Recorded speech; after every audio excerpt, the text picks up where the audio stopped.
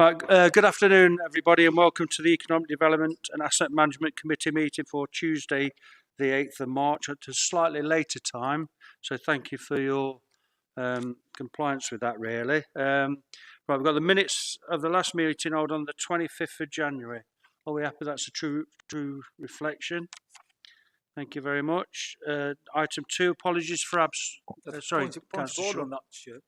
Say again, sorry? I've got a point of order on that. Go on then. Item 7, page 7 of 90.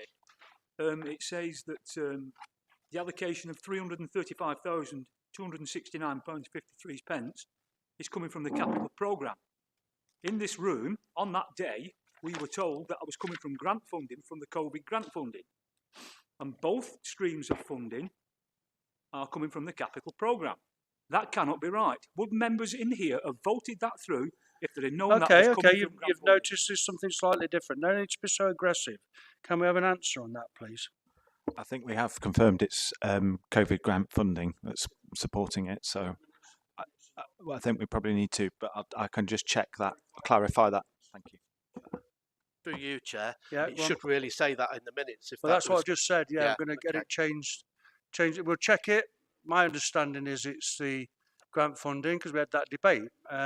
So can we just check that? Can we just check that that's the case and amend the minutes accordingly, please?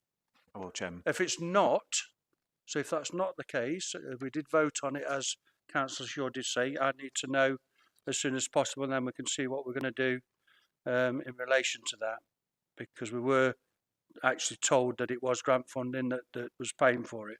So I do need to know the answer to that, please, and I'll decide what we're going to do about that if it isn't. Okay? Are we happy with that?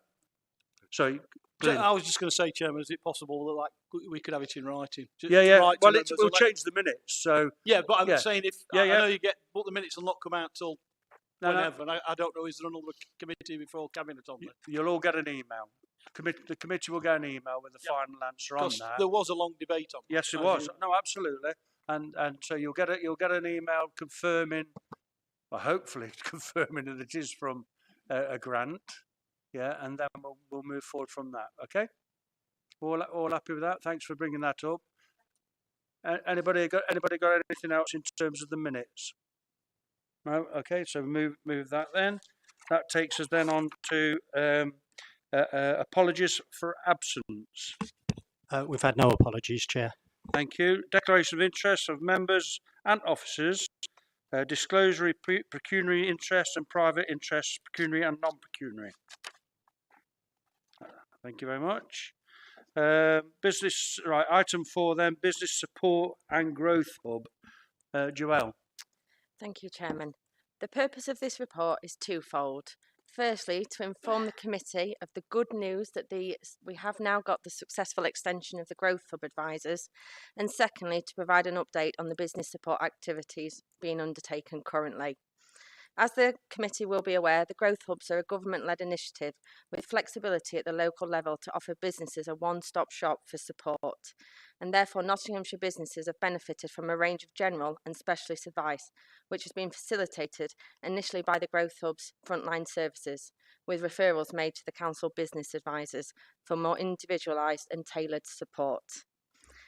As you're aware, the committee in September 2021, the committee agreed to extend the contract with the Growth Hub through a national underspend of residual EU funding. And so I'm really pleased to tell you today that that funding has all now been agreed and we've been able to extend the contract until June 2023. The second purpose of the report is to give you a flavour of some of the work that's been undertaken by our business advisors, and these are detailed in paragraph 8 of the report. The Economic Development and Asset Management Committee are asked to note the contents of the report and to agree to receive a progress update against the report in 6 months' time, and to feedback in terms of where we are in the targets that have been set. Well, thanks, Joel. Recommendations, page 3, proposed. Seconded, please. Second that. Okay. Any questions, Councillor Carr? Thank you, Chair. Just to really welcome the report, I think it's very important that everybody works together to support our existing businesses and also new ones as well. With regards to item 5, I just think, with tongue in cheek, think you're a bit lucky that the EU hasn't asked for the money back, but that's another matter. But moving to paragraph 10, could have more details of the plans for the rollout to the rest of the county, and also what engagements business advisors have been having with other local authorities in the county. Can you answer that now, Joe? Yeah, no, absolutely. It's something that we're very keen to roll out across the whole of the county. And part of the work that I've been doing since I've joined the authority is to actually meet with each of the districts and boroughs to talk about it further. What we're planning on doing is to, as part of the work we're doing on the economic transition plan, is to have a rollout. And what I'm proposing to do is provide some more information as part of that work, which is due to come to committee at the next meeting.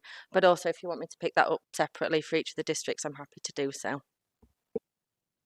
Yeah, thanks for that. Just as an aside, really, I do know that some of the districts, one where I'm with now, for example, are putting some additional funding into business support because I've just authorised it basically. And what I've told them to do is contact you so that we can see if we can enhance the amount of money that's been spent because of all the other funding that's in. So it's about districts also linking in with what they do with here.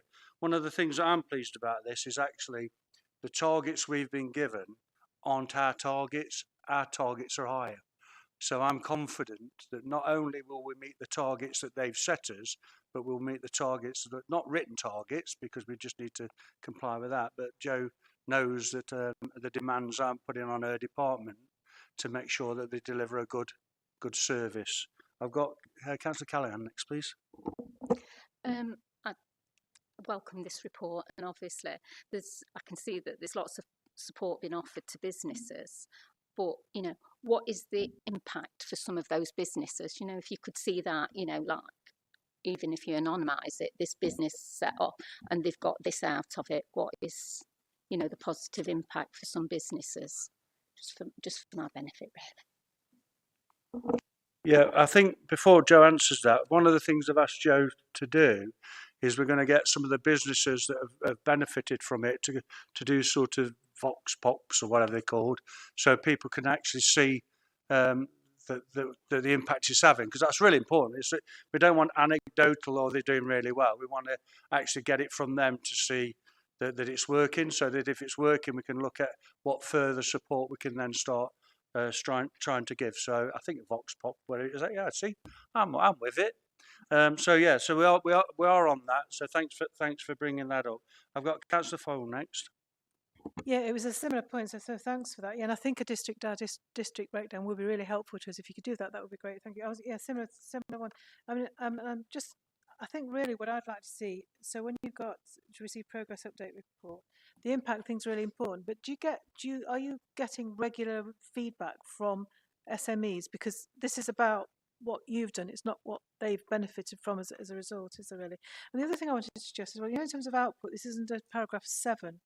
They're quite small numbers, aren't they, of businesses? I just wonder why that is. You've got an awful lot, obviously, going on in paragraph 8. I can see that's some really good stuff there. But I mean, certainly in my experience, it is a good hands-on tailored support that actually has the most impact. And I just wonder, if you could unpick that a little bit for us. But it's a good report, thank you. I'm glad this is happening. Go on, Joe. I'll take on board all those comments and we'll provide the feedback and make sure that we do try and get it district by district, but also try and get some case studies to make them real in terms of the impact. So happy to take on all those comments and feedback, and we'll provide that at the next session. Yeah, I think that's really important, Joe, because we do need to understand that it is actually working. Councillor Guilford. Thank you, Chairman. Chairman, what's the plan when the money does run out in June 23? Because clearly this is an important issue, and the EU funding has enabled us to extend it and do that. If that money goes, then there's a bit of a black hole. What's the proposal? Are we? Have you got an answer, or is it me that gives the answer to that?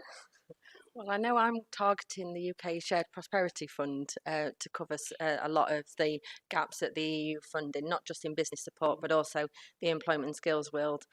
So we're working with district and borough partners again to ensure that their allocation of UK Shared Prosperity Fund is targeted to projects such as this.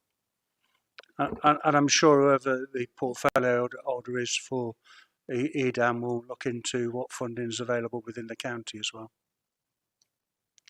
Just on that, Chair. I mean, have we got some word? Do we know the totality of the EU monies that were coming in particular on economic development, and obviously all the dates when they finish and what that impact is? Because I know in some places, it's significant, the assistance that's being given, and I know that the government has said that some of that is going to replace, but actually I don't think anybody knows the. Well, I think in reality, I think. And I just wondered if we knew what the impact was for this council in relation to that particular part, and then, because I think that's something that we'd be interested in, and then, what is being put in place, and be honest, if we can't replace it, if it's gone, we have to accept that because that's the world that we live in.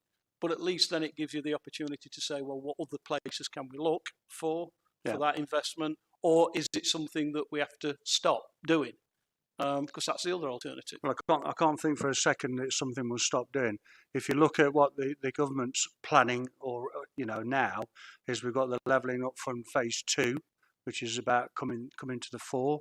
So, for example, in Newark and Sherwood, where Newark was selected as part of the first phase Levelling Up, the next phase Sherwood ended up putting in for a Levelling Up Fund. I know that there's other towns within the county that will be applying for that funding as well. So there's lots of funding that's going to come through. There always has been. Yeah, all European funding was just another pot that was claimed for. It didn't stop other funding being available, and the governments have got a commitment to businesses to make sure that they keep trying to get out of COVID. So we don't know how long that's going to happen. There will be more money coming forward, I have no doubt. Maybe the way that you apply for it will change. I'd hope so, because I think we have recognised the urgency in terms of the speed in which councils have had to put in for this funding, because they want to see the impact straight away. I think as we get further and further out of COVID, they'll start slowing that process down. And having a different system to it, and not go back to how it was, because I think how it wasn't particularly efficient. But I don't think it'll be as quick as it is, because I don't think that's particularly efficient either. Does that answer your question? No, because it was about the totality of what we would be missing. I mean, if you're going to go back to how we're chosen, I suppose it'll go down to get the minister's mate to decide, rather than the minister, if you live in Newark. Let him decide that you get the money in Newark as opposed to some other more deprived areas across Nottinghamshire. Although I will admit, Ashfield has done very well out of it, and deservedly so. But there are some areas that are still worse than some others that have got significant amount of money, and some of it does look like it's buying votes. Would you say? Well, maybe if some of them put the bids in on time, they might have got something as well. Okay, I've got Councillor Shaw next. Thank you, Chair. Quite welcome this report. Thank you very much. Great report. I've just got a concern of how we've defined the dynamic and innovative businesses, and have we turned down any businesses that have approached us for this particular work? So it would naturally be, or normally be, excluded, such as retail businesses and startups, under the terms of the original funding agreement. But actually, the fact that the business advisors are working for the county council, there is that flexibility. So we have been able to offer support to all businesses via gaps, and we are going to be doing more on that. So I guess the answer is yes, there should have been businesses we've turned away, but actually we've been able to find a way of supporting them. And part of that is also working with our district and borough colleagues. So there are business advisors and support guidance that districts and boroughs can also provide. So again, part of that work is to try and create that one-stop shop. So actually, when a business comes to anybody, whether it's a county council employee or a district or borough officer, then actually we all work together to get that business the support that they need. So absolutely, we are conscious there are some gaps, but we are working on that. Councillor Intro. Thank you, Mr. Chairman. Just from my point of view, I met with Joelle in the last week or so to discuss this growth hub and approach. I've got to say, I was pretty pleased with the sort of structured methodology that's being employed, not just to the scope of what we're looking to do in terms of improvements and helping companies, but also the rollout across the county that's been mentioned. There was clearly a desire to be able to identify tacit improvements that prove the benefits, so that, because that's one of the hardest things. How do you put money into training or development and actually be able to prove that it's done a good job? So there's not only that, but also a desire to be best in class, so that there are key things that are associated with Nottinghamshire's growth hub. So I was really pleased with what I saw last week and heard. Thank you, and thank you, Joel, for your time. Is that everybody? Okay, let's go to the vote then. All those in favour? Do you want to speak, Rach? All those in favour? That's unanimous. Thank you very much. That takes us then on to item 5, which is the 614-6097 Major Roadworks CPO and side road orders. Matt. Thank you, Chairman. Just to say that the programme around the A614-A6097, which most of you have seen being delivered over the last number of years, has reached a critical moment in the process, in that a planning application has now been submitted for all of the junctions which are being delivered as part of the programme. As part of that, we do need to make some compulsory purchase order side road orders. The report itself concerns those two things, and it's providing then the approval for delegation to officers to be able to undertake the CPO process and the side road order process in order to move the project further forward. Detail in the report includes the timetable for delivering the project, and just gives a little bit of a comparison with where we were last time a report was brought to committee on this subject, and also details the plans in terms of the areas associated with each of the junctions and each of the improvements that we're looking to undertake for your review to look at what we're planning to achieve. We've also included within the report some information on the Equalities Impact Assessment that we've undertaken, and also the Human Rights Act, so that as part of the process, so that you're all aware of what we're doing as part of this. Recommendations are detailed in the report, Chairman. I'm happy to answer any questions. Okay, thank you very much for that, Matt. I'm just going to read something out now, because we just want to change number 5 on the recommendation. So for clarity, we are seeking to amend recommendation 5. Under Committee Procedure Rule 31 in the Constitution, I, as Chairman, am seeking to make an alteration when moving the recommendations. The amended recommendation 5 is to seek the endorsement of the committee for the timetable, and not to delegate to the Service Director, as in the request for the first recommendation. Therefore, recommendation 5 should be a standalone recommendation, seeking the EDAM committee to endorse the timetable for the next steps in project delivery for the scheme. Does anybody got any questions on an amendment? So basically, we're taking it away from it being the Service Director and putting it back to the committee, is my understanding. Yes, Kate? I was going to say, well, is this anticipating the cabinet system? No, it's a legal presence. I We've only got, asked, yeah. sorry, I only ask because you don't want it held up, do you? I mean, No. It's because it's the rules. Correct me if I'm wrong. Basically, it's the rules they're laying out that we have to follow to do that work, to get the money to do that work. We've got to follow that process, and it's a bit fluid on them telling us what it is we've got to do as well. So it's just, we're just making sure that we're crossing the T's and dotting the I's. Does anybody else got any questions on that change? Glyn, sorry. Well, I mean, I don't understand the argument, and Yeah. I mean, normally officers do make decisions. Yeah. In so is it purely and simply because it's a compulsory purchase order? It's a legal requirement for us to proceed in terms of this report. Yes. So why wasn't the legal argument Because they did the paperwork? We weren't. Well, I'll let Matt answer, but my understanding is we weren't aware of that legal argument at the time of this report going in. As I said to Kate, things are changing all the time, so it's a moving feast. So we're just trying to make sure that when it goes forward, there's not going to be a delay, and that's why we're doing this. Don't want to be a delay. I just feel a bit flippant, because this is two legal issues. Yeah. Where we've had advice, or not on property on one, but on another issue where advice wasn't checked out on an appointment, which to me is not very good, is it? Really, when you get Well, let get Matt into come this in. stage. Let Matt come in, then, and he can explain to you. Yeah.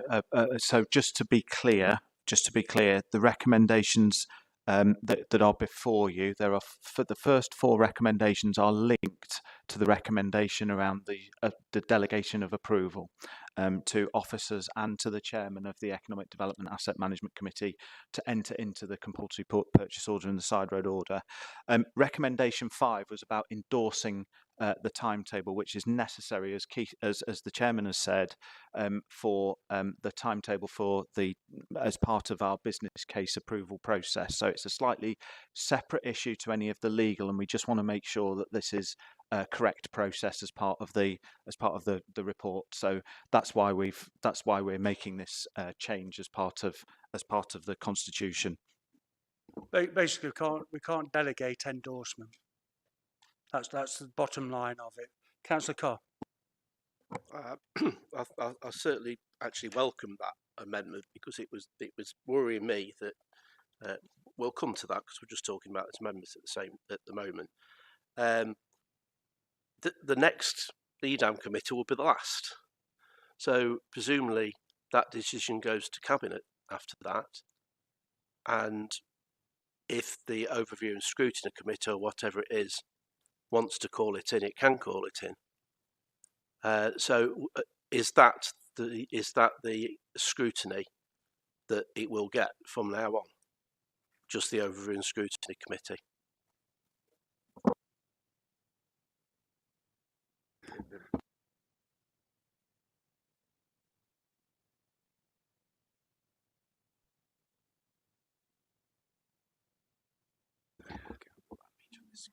Yeah, effectively. So basically, because what happens is all delegated all future decisions are published, and you have a certain period of time to then call it in if there's something that you feel that the process hasn't been followed. Yeah, and that will be then the scrutiny of that decision, and that's the cabinet system in a nutshell, really.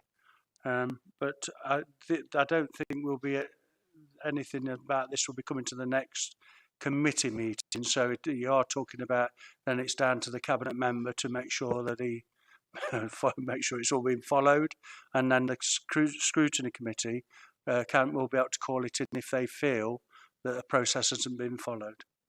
Is that answer your question? Anything to add on that, anybody, just in case? Councillor Callan. Should we have had the amendment circulated before the committee? Just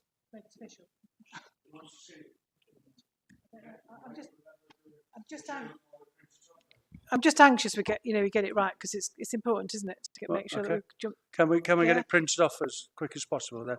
So we've got a 5-minute adjournment then. Thanks.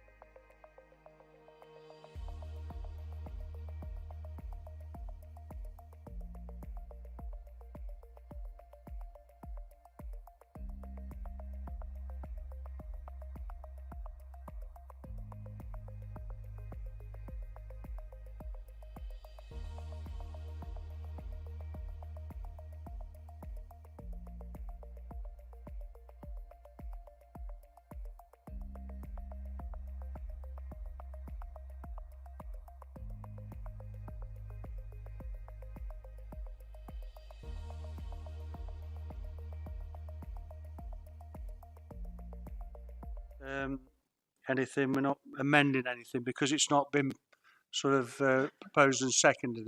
All we've done is change it. Yeah, and it's so that we cannot delegate endorsement, and this is about the timetable. So that's the change. Okay. Okay. So the recommendations are on page 2021. Do I have a seconder, please? Second that revised recommendation. Okay. Right. Comments and questions, please.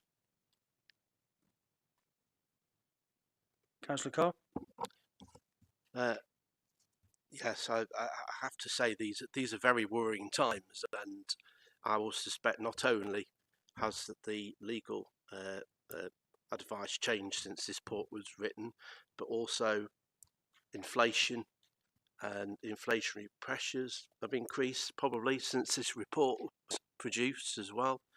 We have a situation with regards to Russia which is extreme worrying, and I'm a little concerned about the line which says that the money from the Department for Transport is only provisional at this stage, and I'm just wondering what sort of costs are we going to incur between now and a decision is made by the Department for Transport, and what happens if the Department for Transport doesn't agree to provide us with the 24.3 million.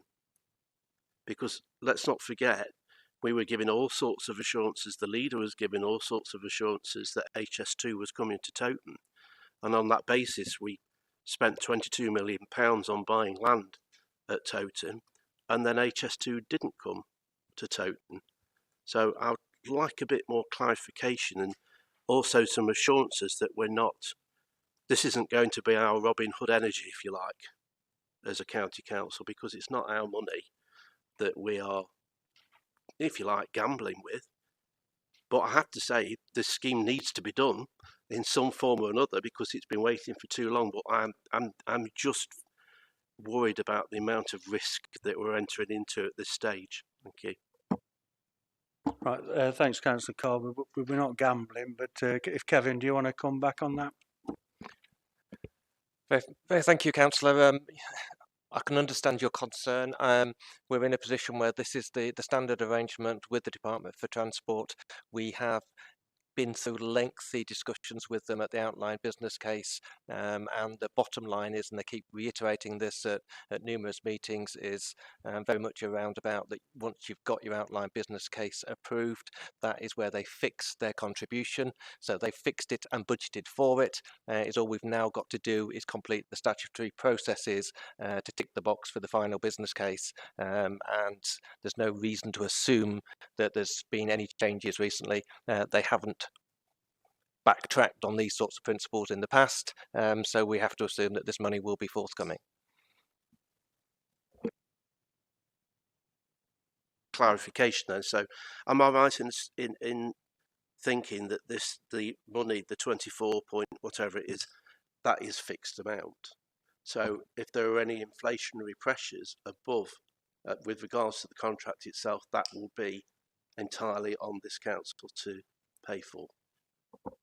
Yes, I can confirm you are correct in that principle. That has always been the bottom line for many years now. In the past, the department used to enter into arrangements where they split any increases, but they stopped doing that over a decade ago, purely because, so these are the principles that you have to sign up to.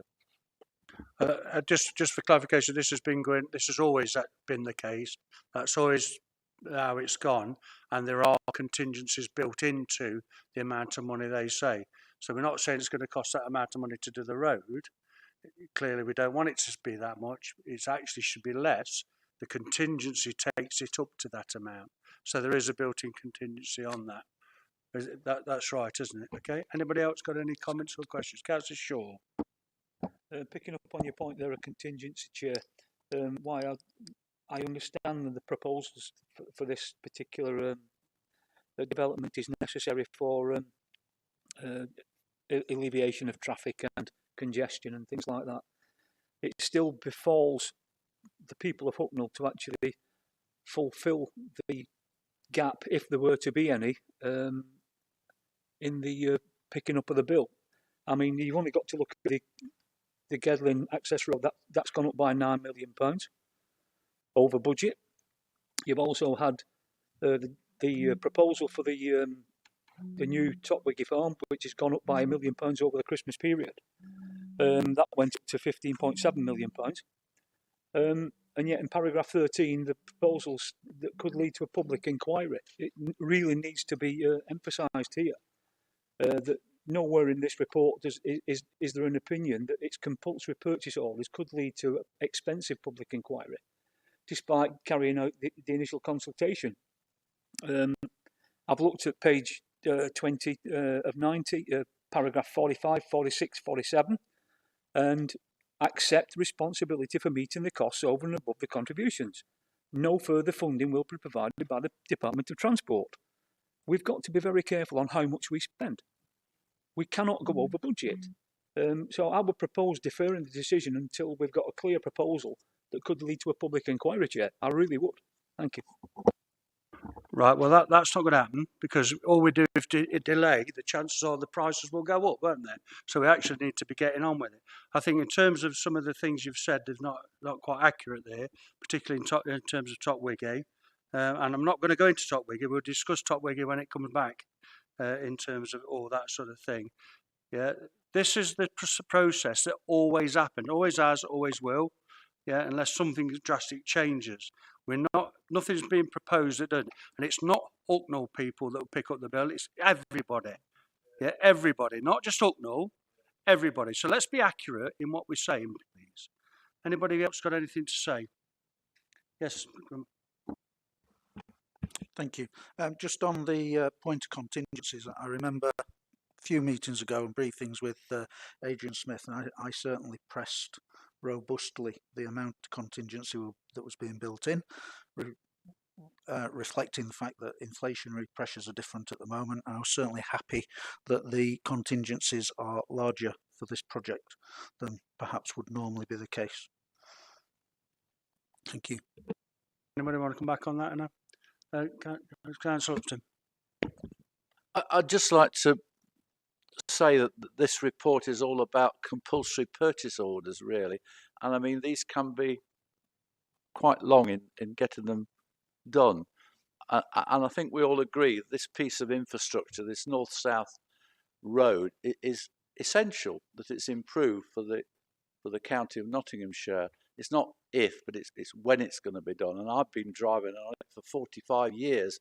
And the Ollerton roundabout in particular has always been, we're waiting and waiting and waiting. It needs to be done. I hear the argument about inflation and costs and all the rest of it, but this is the first step. This is just the first step of trying to get compulsory purchase of the land that is needed if and when the project goes ahead. And to delay that is yet another delay. I'll be dead by the time this thing gets off the ground. It's been 45 years now. I mean, the timescale talks about completion summer 2025, and I hope it is, but I'm just making a plea. Please don't defer it, please don't stop it. Give the green light to the compulsory purchase negotiations, because they ain't going to be easy, and they'll probably take a long time to get those before you even start cutting any sod to start the road. Thank you. Yeah, thanks for just a bit of clarification as well. If we deferred it, we'd jeopardise the funding. I ain't doing that. There's no way I'm jeopardising this funding. Secondly, we're not just going to the people now and saying we're buying the land off you. There's been lots of negotiations going on already with those people since we was told that we're getting the funding. So it's not going to come out of the blue, or we're buying that land off you.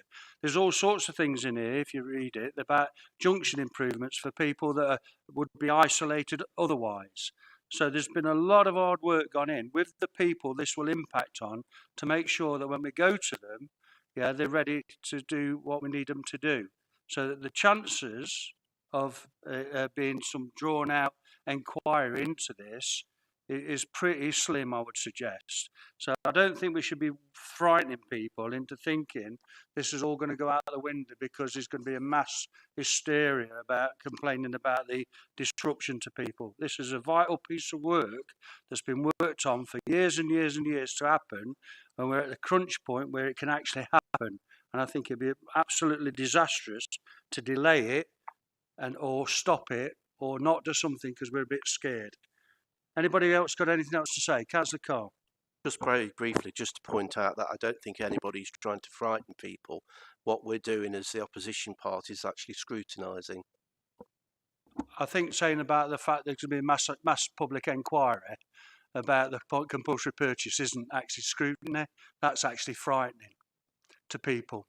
Okay, when there's no need for that sort of language. Anyway, anybody else got anything else to say? Councillor Foyle. Just because this is an area of work that I know very little about. I just wondered how many properties are we talking about? Are we talking about kind of little communities being demolished? What actually are we talking about here in terms of the compulsory purchase orders? What, all numbered? Everything that we're looking to compulsory purchase is contained within the report. Is it? Yeah. Yeah, it's all contained within the report. Okay, I'm not very good at reading maps. Okay, that's Okay. fine. Can I just ask one other thing? I was just going back to the money. There's mention here as well to Section 106 and SIL money. Is that in the bank? Is that banked? Matt. Yeah, we've actually received some of the Section 106 money already, Kate. Okay, Scott. I wasn't actually going to speak on this, and as one of the affected divisions by the upgrades to Hollerton Roundabout, but certainly from my sort of local point of view, speaking to developers up at Harworth on the former Thorsby Colliery estate, they actually brought forward their contributions to try and push this along. So that's the private sector's involvement and direction on this. Yeah, thank you. I don't think there's anybody local that doesn't want it to happen because they're the ones that's been stuck in the traffic all the time. Okay, it's been proposed. Did you want to say anything, Reg? Okay, been proposed and seconded. Then all in favour, please. Anybody against? Abstentions? 2 abstentions. Thank you very much. That takes us on then to item 6, Social Housing Decarbonisation Fund. Thank you, Chairman. This report's really updating the EDAM committee on the Wave 1 bid submission, where a report was received in October around the Social Housing Decarbonisation Fund. This county council was already successful working with partners at Mansfield and at Bassetlaw as a demonstrator for social housing, which is effectively a retrofit, a whole house retrofit of some of the worst performing social housing stock in those areas. So we've been working closely with Mansfield and Bassetlaw on that on this initiative. Working again closely, we were informed that there was another bid process to bid for a similar purpose, which we undertook as I say, in October, and we've been successful in receiving an announcement from government that we were successful with the funding. The report details obviously the success of the funding initiative, but also talks about some of the legal agreements that we will obviously need to enter into with the districts and with BEIS in order to get the funding. And so it's been brought to this committee on that basis, Chairman, and the recommendations are stated. Lovely, thank you. Recommendations are on page 41, proposed by me, seconded. Seconded. Okay, comments and questions, please. Councillor Shaw. Yeah, just a brief one. I absolutely welcome this for Mansfield and Bassetlaw to get more or less £20,000 for 26 homes. It's much needed, and I'm going to ask the question: are there likely to be any further tranches of this funding to come down the tubes, perhaps this October or the following spring or whenever? Because in Ashfield we actually managed to get 1.2 million out of this particular fund. I think that was fantastic. So if we can spread that across the county, that would be absolutely marvellous. But I don't want us to lose out if there is any further tranches of funding to help people to keep their houses warmer. Thank you. Thank you for that, Councillor Shaw. I can assure you, as Chairman of the Economic Development Asset Management Committee, that if there are other funding tranches available, we will apply for them. We seem to be very successful. We don't win everything, but if it's available, we will put in for it, and then we'll distribute it according to whatever the distribution is on that. We fight for everything, and we're very good at it, to be fair. The officers do a cracking job getting funding coming into this council for the projects that we do.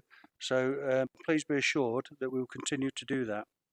Anybody else got any questions or comments? Kate? Yes, this is a great report. Thank you. It's really, really very interesting. I mean, I did make the comment when we had a briefing. It is actually quite expensive, but I understand in effect it's a kind of a pilot, I think, isn't it? Really. So I suppose on that subject, how will we make sure that actually the work that's been done in these houses, how will we be monitoring it to make sure that actually it is helping in terms of environment and keeping people warm, and that it's not going to be either hugely expensive or it's not going to work? Because I know there's been, for example, there's been concern over heat pumps, hasn't there? Some haven't worked very well and been taken out and that kind of thing. So I just wonder, what the learning will be from it, I suppose, really. It's funny you should ask that, Kate, because we've got somebody from Hawk here to answer that sort of question.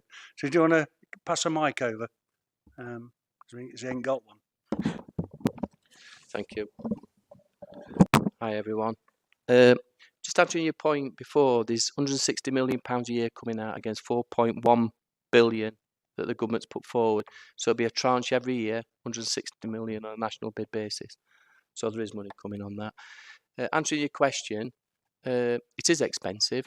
The demonstrator was based on a 50-50 match funding basis, so 750,000 for the two districts and 750,000 for Bays.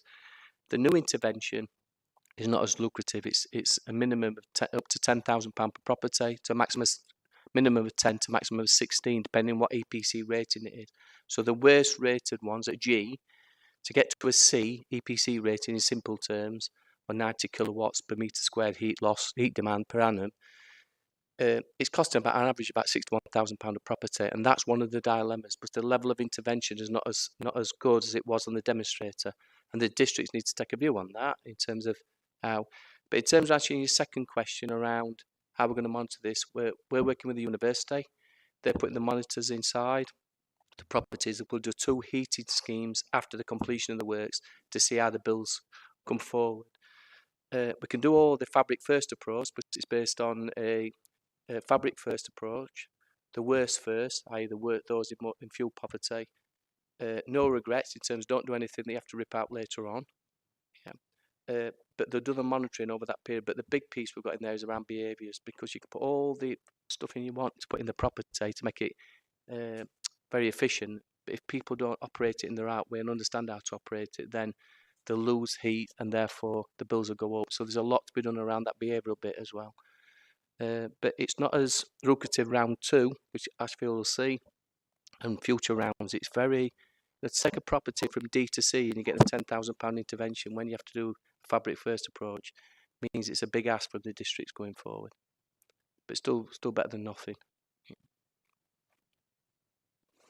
Thanks for that. I think one of the things that I took from it was the initial round, if you like, was all about seeing what could be done. And I think that's why the funding for that was a lot more. And retrofit's always worse than the build, isn't it? And that's why we're making sure that when we're building houses now, that they're a lot more efficient. I know as somebody who's on the housing authority and built more houses as a council than any other district or borough, that we always make sure that the rating is very good, because you then got people maybe in council houses aren't paying as much for their fuel, which means they have more money in the pocket. So that's what we've been doing as a district council, Newcastle District Council. Councillor Carr. Yeah, it is welcome, and it's just an aside, really. Not a great deal that we can do about other than perhaps lobby. In that, for a number of years now, the council in which I'm deputy leader on, Broxtowe, have been fitting outside insulation on single brick properties, new roofs which are energy efficient. We've been doing that for a while. The thing is, on a street in my ward, let's take for example Anderson Crescent, half of the properties have been bought by the previous tenants. So you've got the situation where you've got a row of houses, because they tend to come in threes or semi-detached down there, that one house can have the cladding and a new roof, and then the next two don't, and because they've been bought or they're rented out, and it just doesn't make sense to me that we shouldn't be looking at the whole of these properties. And if there is a way that we can look at the whole of these properties, I'd be glad to know how you do it. Yeah, yeah, thanks for that. Are you on housing district, homes and communities? I'm under the impression that we do that. So if we're doing a street where people own the house, we go to the house owner and give them the option where they can buy it pretty much at cost. So we do that, but I'm sure we do because I've seen that somewhere. That's right. So I think that's down to how the districts and boroughs approach it, really. We do that as well. The problem is that private landlords tend not to want to pay Yeah. it. But there you go. Well, we know there's unscrupulous private landlords that let people live in really appalling houses, don't we? Okay, has anybody else got any comments? Okay, can we go to the vote then, please? All in favour? That's unanimous. Thank you very much. That takes us on then to item 7, which is the EDAM Committee Performance Report Quarter 3. Chairman, this is a report that comes to this committee on a quarterly basis. It details information around the performance of the investment and growth team. I'm happy to answer any questions. Hopefully it's all fairly self-explanatory around the work that we've been doing, but I'm happy to answer any questions. Okay, any questions or comments? Kate. Thank you. I'm just picking up on what was in one of the previous reports in the yellow pages under growth and economic development. Yeah, sorry, I'm muttering. Sorry. Do you want me to shout? Okay. Okay, so I'm on the yellow pages under key performance indicators, growth and economic development. Okay, I'm just looking at number of businesses supported through the partnership with the Growth Hub, and I wonder if you look there under the figures, it has 599, and then the target is 1,000. So I just wonder what that 599, what period that covers, and I think as well. Again, I come back to the point we made earlier about actually we just it's not just about numbers, is it? It's about quality and impact. But I won't go over that one again. But just if you could just explain that would be quite helpful, because it's shown up as green and yet the figure looks quite different, doesn't it? Is it just because it's a period thing or what? Who's answering that? Your Matt? Are you answering that? Neil? Matt? Yeah, Kate, Councillor Fowler, I'm going to have to come back to you on that if that's okay, just with an answer. Apologies, I haven't got an answer straight away for that one. Okay, can you make sure you email all the committee members, please? Yeah. Anybody else got any comments or questions? Okay, go to the vote then. Did I do proposed, didn't I? So proposed and seconded. Second reserves the right. all in favour? Sorry, that's unanimous. Thank you very much. Do apologise, Peter. Sorry.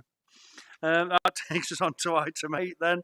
Corporate landlord model for delivery of property safety and FM services. That's Neil. Thank you, Chairman. As you'll see from the report, the introduction of a corporate landlord approach to the management of our operational estate has been a long-held aspiration of the Council, and this report is now seeking approval to the implementation of this. This forms the last element of the Property Transformation Programme approved in 2018. The corporate landlord model brings together both financial and staff resources under central control to enable consistent approaches to both provision of property safety and facilities management services.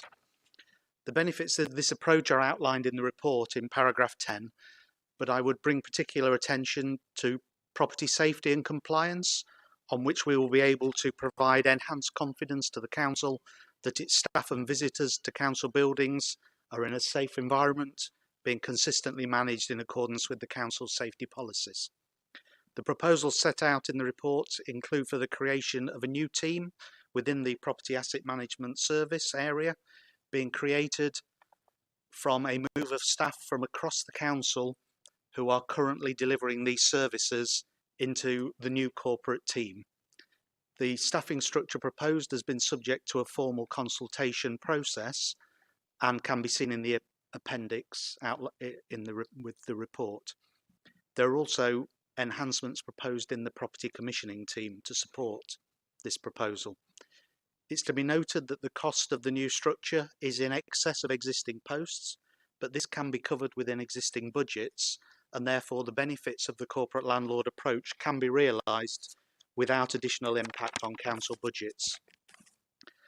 The corporate landlord model will release operational staff at sites from most of their property responsibilities they currently hold, and they may then concentrate their time to their service delivery and leave property to deal with their property issues. The first steps are to bring property-related budgets and property staff together, and this will then give future opportunity for consolidation of contracts and activities to look towards continued efficiency savings in due course. And using a corporate model complements the corporate governance model we already have across the property estate delivered through this committee. The report recommends the full implementation of the proposals and the structures, and I'll be happy to take any questions. Okay, thank you. I propose the recommendations on page 55. Second, please. Second that, reserve the right. Okay, open up to questions. Kate. Thank you. Yes, and I'm glad it's working well. It's good. The only thing I would say is that there isn't very much in this report about actually how you work out a partnership with actually the people who are using the building. And you probably know I've got a keen interest in that because something that's relatively recent happened in my division. Because this isn't just about building and making sure the health and safety is right, all those kind of things, compliance, is it? This is about making buildings function so the community and the service users and the people who are delivering the service can actually use them efficiently. And I just wonder whether there's what you do in order to make absolutely sure that when you are in there kind of delivering this model and this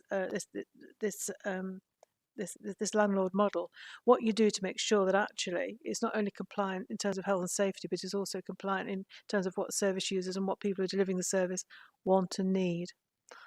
Before you come in, Neil, I just want to answer some of that. All part of this. I mean, this is specifically about that particular element of the corporate model.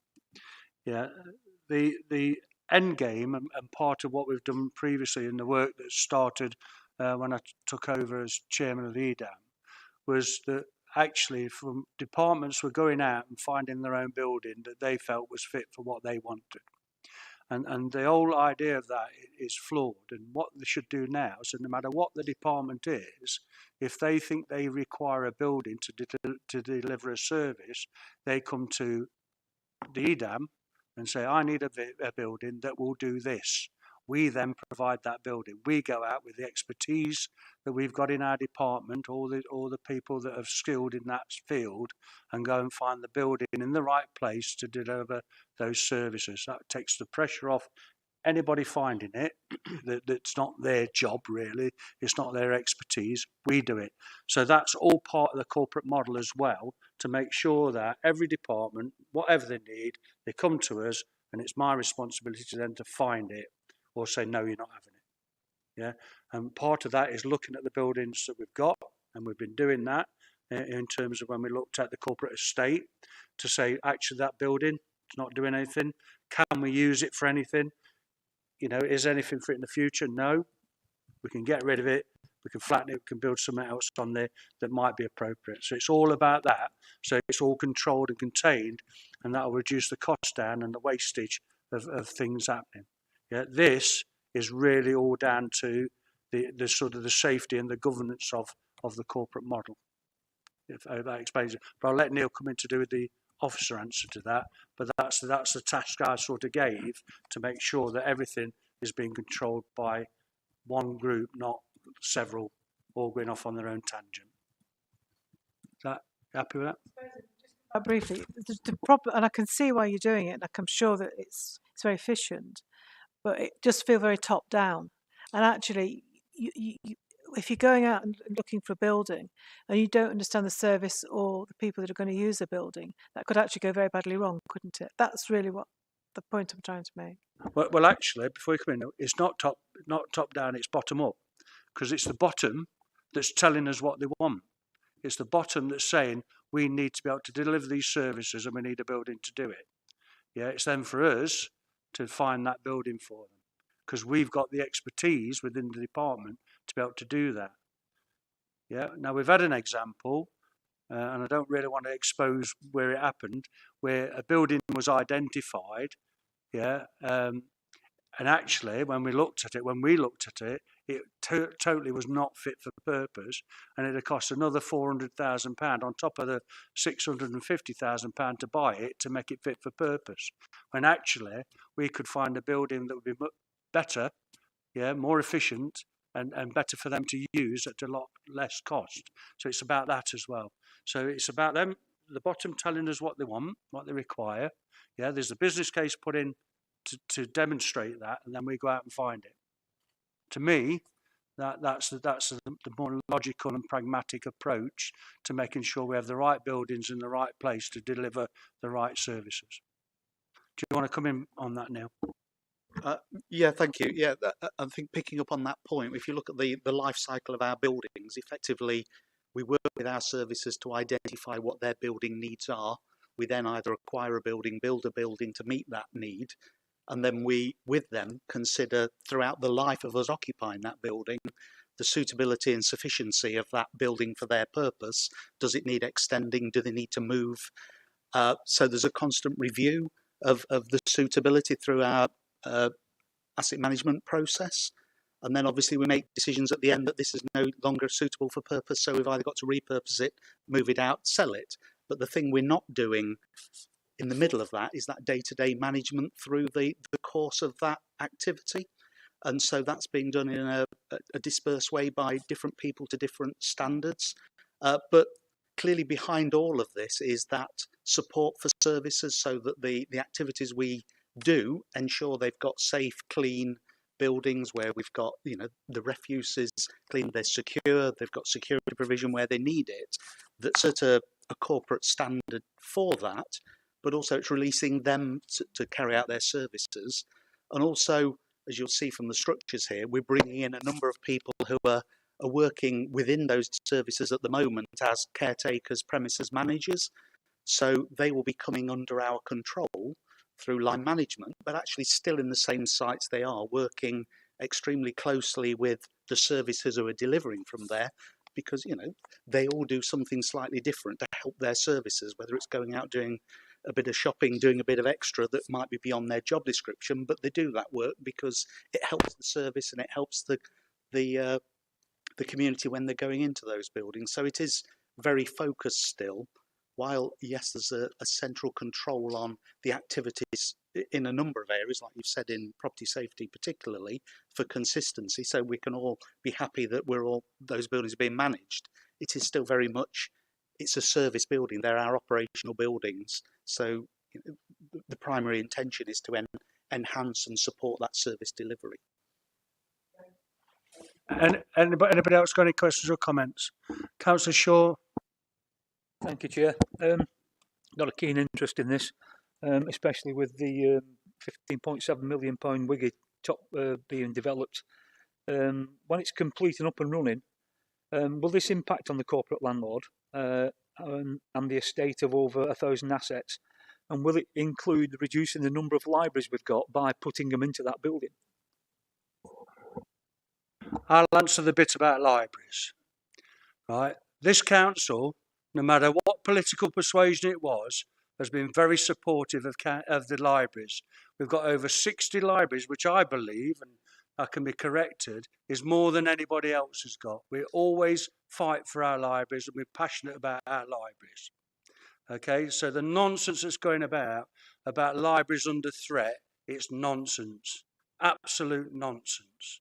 Okay, no, I'm putting you right. Right. What we are doing, however, so if you take, for example, Ollerton Library, okay, which is in a class building, and it's not suitable for people to access it because of how old it is, and if you're disabled, you can't get in. Yeah, we are looking to either rebuild or relocate that library to the benefit of the community. So if the library is in a decent place and it's a good library, it will stay. If the library needs sorting out, we will look at the best way of that. But they will stay in the community, yeah, where they are, and so that it can be accessed by the community. But some of those libraries are really old, yeah, and they're not suitable for disabled people. So are you suggesting then that we don't change them, we just keep them there and don't let people access them? That's a nonsense as well. So that's why we're looking at the estate. But our intention is to keep the libraries. If they're perfectly acceptable where they are and they're suitable for people, they will stay. This council has continually looked after libraries, and Councillor Cole will know that better than anybody because he's been here probably he's been here a lot longer than me, I think. So he knows, he's seen it over the years how we've always protected libraries. Always. Right. Yeah, you can, of course you can. Yeah. All I'm asking is that if you're going to move Hucknall Library into the new building is in Gedley. Who said anything about moving a library from? You're talking about Hucknall Library, aren't you? So you show me where anywhere it's been said that Hucknall Library will be moved. You can't, because it hasn't.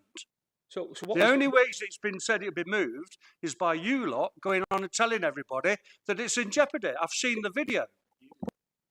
I beg your pardon, Chair, but what's the point of building a new building if you're not going to use it? Okay, let's move on because that's obviously clearly ridiculous. Right, Councillor Carr.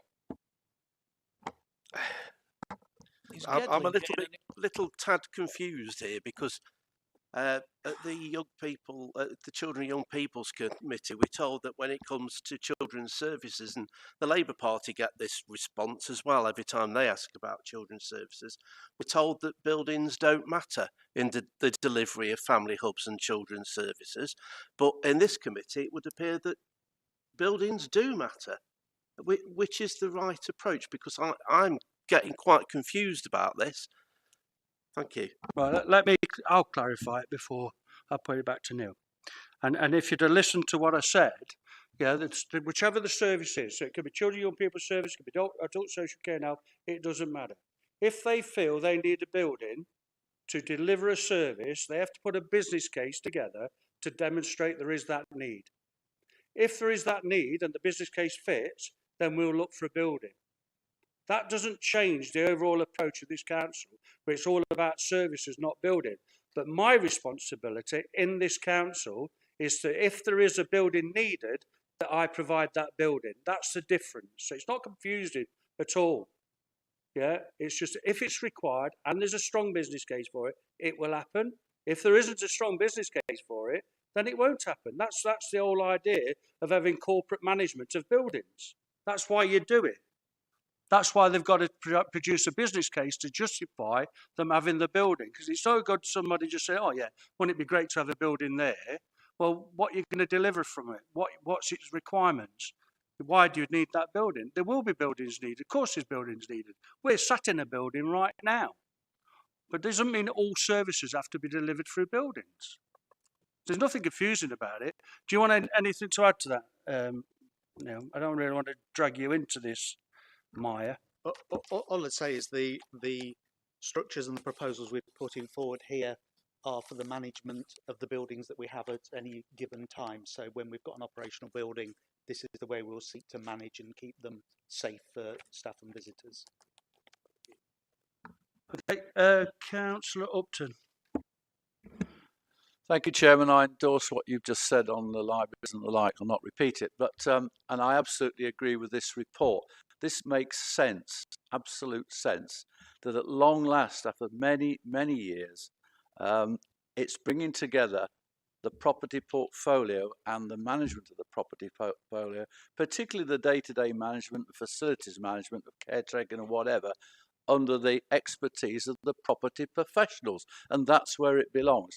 I spent 35 years here as corporate property manager, and I tried to achieve this. It's been a long time coming.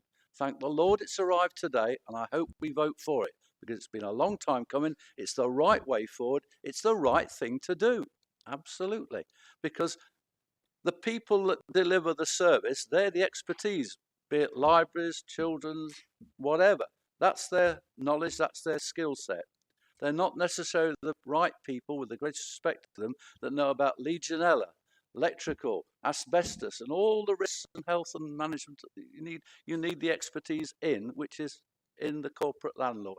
And that's what Lee's bringing in, because you can't afford to make those mistakes with people's health on the front line. I could go on, I won't. I support it. I hope everybody else does. Okay, thank you, Councillor. Anybody else? Okay, let's go to the vote then. All in favour? Anybody against? Abstentions? That's 2 abstentions. Thank you. That takes us then on to item 9, proposed lease arrangements for Mill Adventure Base. Now, just so we're aware, both of these next items, is it both of them or is it the ones after? No, it's the ones after. No, that's all right. Sorry, ignore me. Proposed lease arrangements for the Mill Adventure Base. Who's talking on that? Neil? Yeah, thank you, Chairman. Yes, the Mill Adventure Base, as the report outlines, we hold under a couple of leases at the moment. We got Policy Committee approved a consolidation of those leases with the extra community field last year to support some investment we were making within the Mill Adventure Base in the outdoor areas.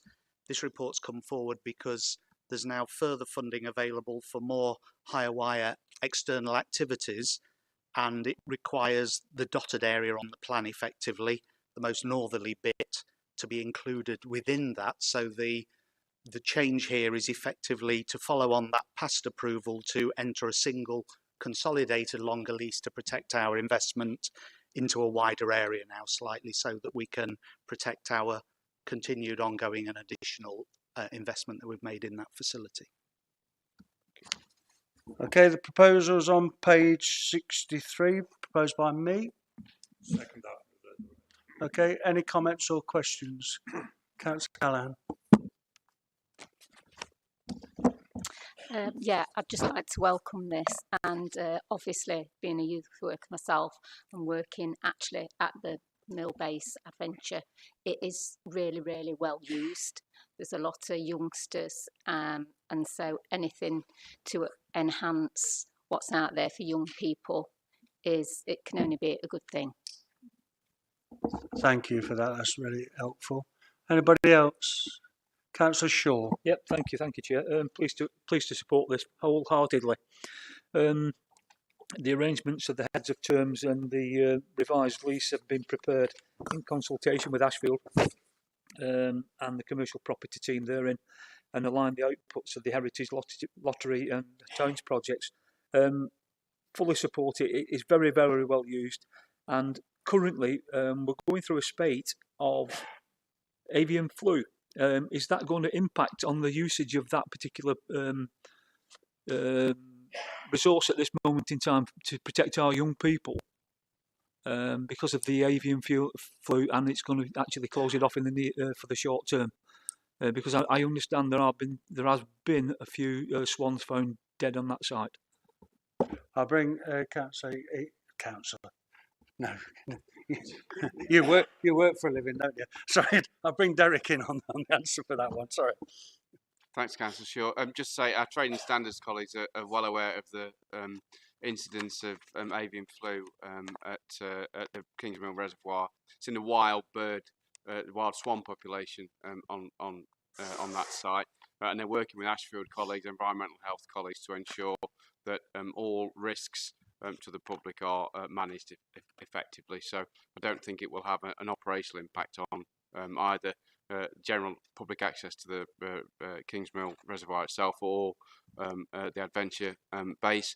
And it's worth saying for committee members' awareness that risks to the public are very low from avian flu. Any more comments or questions? Reg? Just a question here. I was just looking at item 7. The landlord's Ashfield District Council, but then the Nottinghamshire County Council. If you look at the rent's gone from £1,000 to £1,700. I don't understand why officers negotiate at that level. Neil? Yeah, effectively we've got a ground rent here. So the £1,000 reflects when we had the 2 leases, and it's gone up incrementally as we've added on the extra areas. So originally it was a lease over 2 of the areas, about half the site, and it's now, as you see, with the addition of the grey land and the spotted land, we've got a significantly larger area now. Yeah, okay, thanks for that. I mean, I must admit, I'm a tad disappointed about that. I'd have thought, seeing it's such a fantastic facility, well used, and in the Ashford area, they might have been a bit kinder with the rent, but clearly not. Okay, let's go to the vote then. All those in favour? That's unanimous. Thank you very much.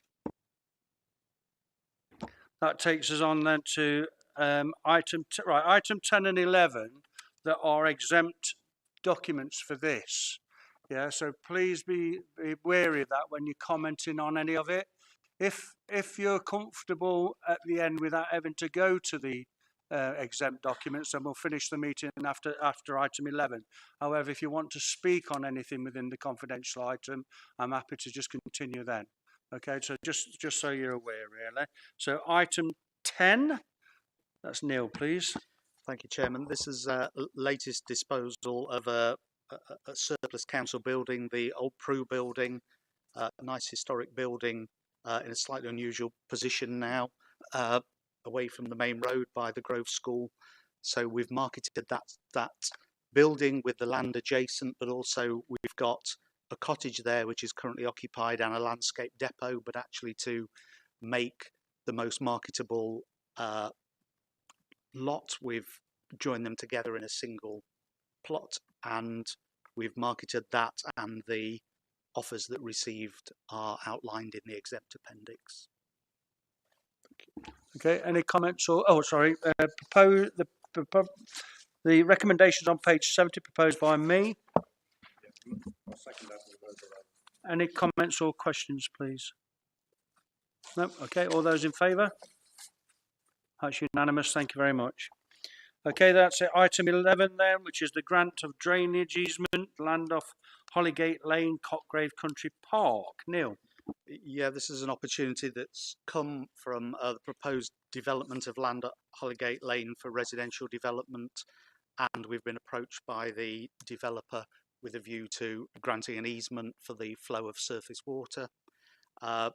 We've negotiated the terms for a proposed easement as outlined in the exempt appendix. Okay, proposition is on page 78, proposed by me. Any comments or questions, please? Go straight to the vote then. All those in favour? That's unanimous. Thank you very much, and that's the end of the meeting. Oh, no, it's not. No, it's not. No, it's not. Stand easy. Work programme. Work programme. Item 12. For noting. Anybody got any questions on the work? Oh, we've got some questions. Right, Councillor Carr first. Can I just confirm that the item that says White Hills update, is that White Hills Park Academy School? Could I ask as the division member for an update before the 19th of April? Because I haven't had an update for a considerable time from anybody on this issue. Thank you. Councillor Shaw, did you want to say? Yeah, just on the obvious one. Can we keep an eye on the costings of that, and can we have it brought back to the committee how things are progressing with the costings of that particular site on Topwicket? And if it's going to Edam, we've only got one more meeting. How are we going to find out how the costs are going to be? The report itself will be going to the portfolio holder, and it'll be a published document. That's how you'll find out. Yeah. That's how committee is going to work from not committee portfolios are going to work in cabinet. Okay, anybody else got any questions or comments? We don't have to vote on that, it's just for noting, isn't it? Thank you very much, everybody.